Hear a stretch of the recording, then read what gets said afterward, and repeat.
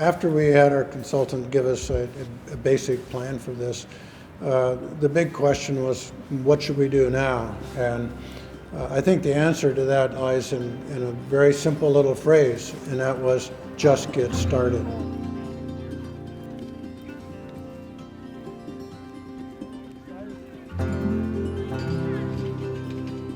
But it's not about necessarily, it's about having the events downtown, but what it's really about is getting the community together downtown. And that's what this building, this vision has been able to create, is the ability for citizens from around the lake to come together in one location and be able to come together as a community, share ideas, share thoughts, share food, which is what I like to do, and be able to create a bigger and a better, more resilient community. It's one of the things that was really amazing about this place before we started this. You could not see the lake from the main street. And that became something that we talked about a lot. People said, I didn't know there was a park here. I didn't know you could see the lake here. And now it's wide open.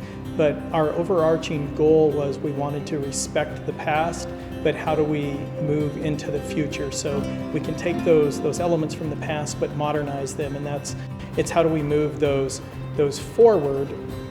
And we decided on 5 projects that we wanted to focus on. And it's kind of fun now, several years later, about 5 years later, we can check off lots of boxes. We wanted to start construction of Main Street. Well, we've done a part of the construction of Main Street, including a new extra wide pathway that you can use bicycles on, walk. Eventually that'll hook up to what we call the Centennial Trail, which is a 30-mile long trail in the county. We built this building, our new community center, the Mill. We've renovated North Cove Park. As you'll see later, we're going into the 3rd phase that's under construction just out the window. So again, we set some goals for ourselves, and through the council support and the community support, we've been able to build on these fundamental projects and really, again, get the ball rolling and get this project started. So we created a theme, if you will, that just drew right out of our history. We drew a theme of this is a mill town. That's why this pavilion is called the Mill. And we had our back to the lake, and now we've turned our face to the lake.